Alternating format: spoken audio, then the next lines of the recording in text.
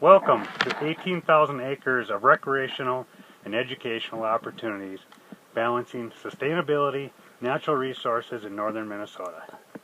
Boulder Lake Environmental Learning Center educates the public about the importance of sustainability and invites the public to enjoy all it has to offer. Boulder Lake Environmental Learning Center, established in 1994, has hosted over 300 different events.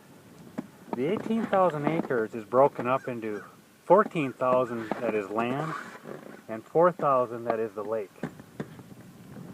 The Boulder Lake Environmental Learning Center was an old fishing and camping resort. What you're looking at there is a lab used for the Environmental Learning Center, which was at one of the cabins that could be rented at the North Lake Center. The Environmental Center itself is a 30 by 40 structure, which was the old bait shop and household for the Norbergs themselves.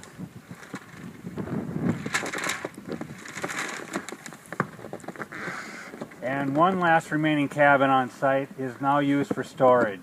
There were 5 cabins here total. 3 had to be destroyed just for safety reasons. The Boulder Lake Environmental Learning Center offers 21 kilometers of classic ski trails, 12 kilometers of snowshoe trail, and has a total of 24 primitive campsites scattered throughout its 27 miles of shoreline that borders Boulder Lake. Our unique campsite on Moose Island is completely handicap accessible with a wheelchair for users to utilize and enjoy the sustainability and recreational opportunities here at Boulder Lake Environmental Learning Center. As I've shown you some real-life examples outside, let me bring you back in time a little bit. The history here will show the extended period of evidence of thousands of years ago of modern lifestyle, starting with a Paleo-Indian that goes back to 13,000 years ago that there is evidence found here in these properties and has grown and continued on, to the archaic Indian dating back to 10,000 to 3,000 years ago, and they developed more sophisticated tools. The atlatl spear shown here was used for hunting white-tailed deer, which is a very common big game animal here in northern Minnesota. The woodland period goes back to 1,000 to 3,000 years ago, which was considered the development stage. We've found stone, bone tools, leather crafting, textile manufacturing, bows and arrows, and pottery was the very common products of that era. The Ojibwe, which I find very interesting, are woodland people leaving evidence reaching back to the mid-17th century. Fur trading, especially the exchange of beaver pelts for goods including firearms, birch bark, was a versatile natural product from which the Ojibwe created many items, including canoes and snowshoes. Later in my program I will show you a process of snowshoes that the Ojibwe made, along with a canoe making process that was done here right at the Boulder Lake Environmental Learning Center as one of their projects. Fur trade was here in Minnesota by 1837. Fur trade included beaver, fisher, otter, mink, fox, muskrat, raccoon, weasel, and even a skunk, to mention a few. Other items of trade included animal meat, wild rice, spruce roots for canoe repair and snowshoes, leather goods. Trade was navigated by waterways connecting to Rainy Lake, bordering Canada, the mighty Mississippi River, and the Great Lakes, here from the waters of Boulder Lake. This brings us into the timber period, utilizing river passages, floating logs to Lake Superior to local mills. Timber has proven to be a great resource, utilized in daily activity. Looking at these tree cookies that are 100 years and older, cut by 2 people with this 2-man crosscut saw that is 6 feet long, pulling and pushing that through these trees daily to accomplish what we know today as lumber. Welcome back to our busy classroom and shop combination here in our small facilities. I'm going to talk about the snowshoe. You're looking at a piece of dimensional lumber that will go in that tube that's full of water. It will soak for up to 3 weeks. When it comes out of that, it comes into this wooden box. This wooden box is a steam box.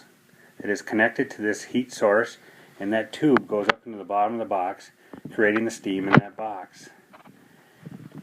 Density of wood and length of wood is different time periods of how long that wood needs to be in there, along with outside temperatures.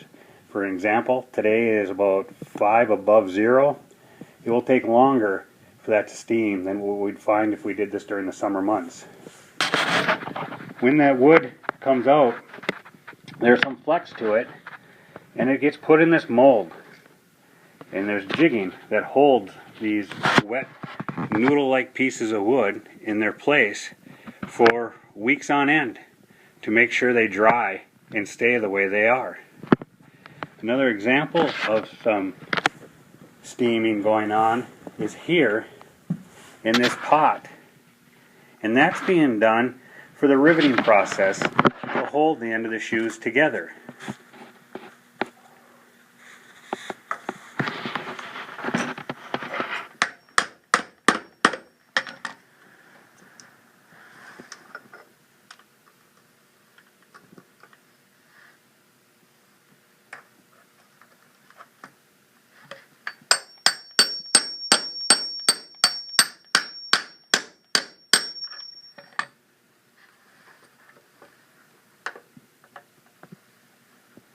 As you can see, we have modern tools to do this today. Let your mind go wild and think of what did the Ojibwe Indian utilize when they didn't have hardware stores and this type of equipment and tooling to work with. When those rivets are on, that is your finished product, and that is on both ends, along with your support braces in between. The lacing on the floor here is what is needed for one shoe. To do 2 shoes, it's a total of 186 feet of this lace. And when it's in the shoe, it's a lot of pulling, twisting, tying, but accurate overlaps, twists, and turns to make the strength of the shoe work properly. You got to remember, the Ojibwe Indian made these. We follow this pattern today, and we have instructions we can follow. Once they're sealed, the shoe will shrink a little more, but now the lace is firm and strong, so against snow and icy conditions, it holds up and is a strong surface to take your binding, which fits in that toe opening, and there's many different styles out there today. This is a photo of a Voyager 36-foot canoe.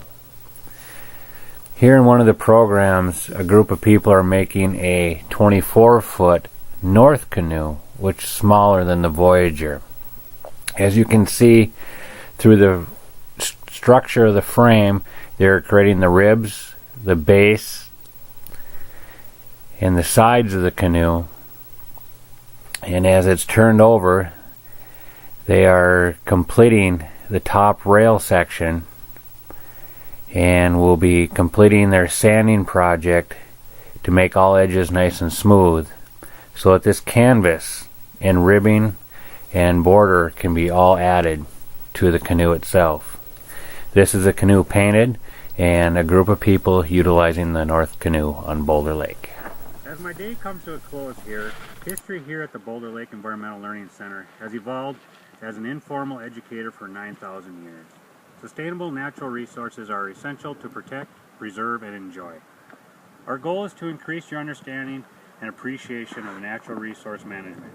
In addition to snowshoe and canoe making, we offer a full listing of programs that can be found on our website. You can find us online by entering Boulder Lake Environmental Learning Center in your web browser. I provided you with a glance into our 18,000-acre outdoor classroom and recreation area, which provides an interpretive window highlighting resources management and recreation. I hope that our time together sparks an interest that will encourage you to protect and enjoy our great outdoors. My thank you for your time and interest in the Boulder Lake Environmental Learning Center includes an invitation. Come to visit, stay a while, and enjoy the heartbeat of northern Minnesota. Your presence will imitate what our neighbors of the past did for different meetings and results. Your time will become valuable history hundreds to thousands of years from now, which our neighbors may be imitating our activities today. Enjoy the recreational and educational opportunities matching your wishes at the Boulder Lake Management Area.